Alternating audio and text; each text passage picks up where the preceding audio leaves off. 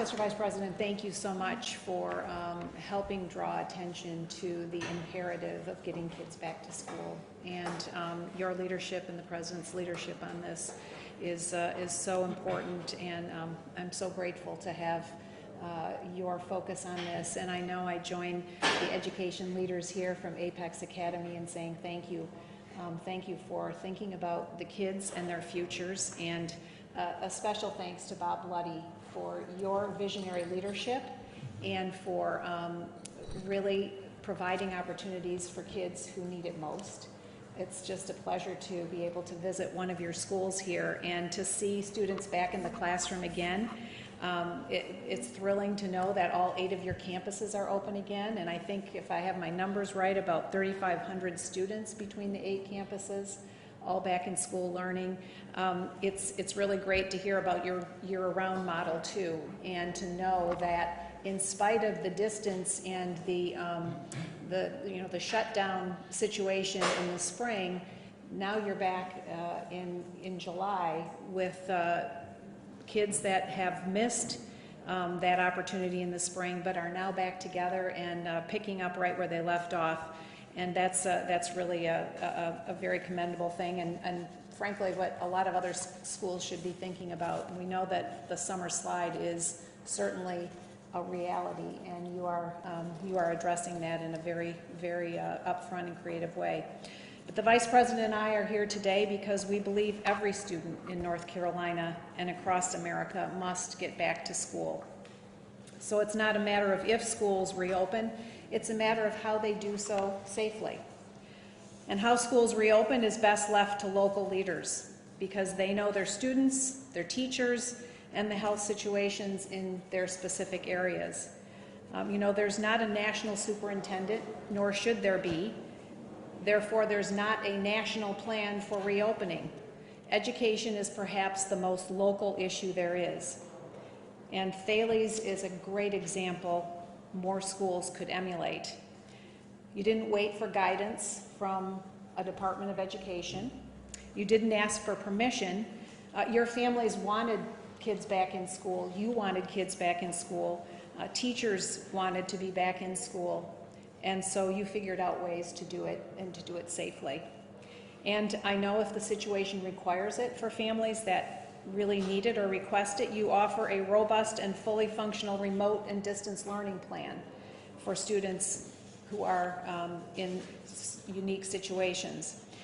More education leaders here in North Carolina can pivot as well and do what it takes to keep everyone safe and do what's right for all students. There's too many schools in this state and others that are ignoring parents and students and keeping schools closed, giving families essentially no choice but to fall back on virtual learning, which we know for all too many students simply doesn't work.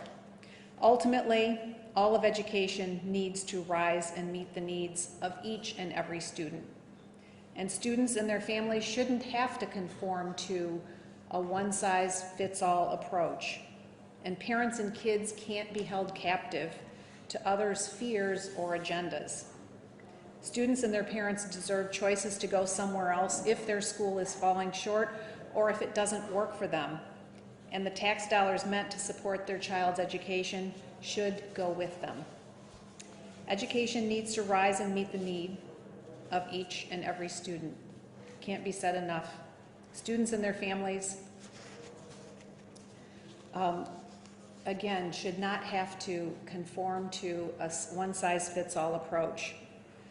For more than 3 decades, I've talked about the need to rethink education and to expand education options for all students. It's a passion the President and the Vice President share. This moment really welcomes it. It frankly demands it. Students need it. Families are demanding it, and teachers need it. So we're working with Congress right now to ensure that students, especially the most vulnerable, have the options and the resources and the freedom needed to keep learning this fall at the places and in the ways that make the most sense for them and that work for them. Families here recently won the hard-fought Freedom to Use Education Savings Account in addition to the voucher programs that serve nearly 14,000 students in North Carolina. I'd also like to note that today we're announcing at the Department of Education a Rethink Education Model Grant as part of the CARES Act that North Carolina will be the winner and recipient of. And there is more good news for students in North Carolina as a result. But still, there's great demand and more parents calling for more mechanisms of school choice now. Senator Tim Scott recently took a bold step toward answering that call. He grew up in a single-parent household in a forgotten community. He knows that students like him all over our country need access to more education opportunities. Senator Scott's School Choice Now Act must be part of any relief package to help all students return safely to school this fall.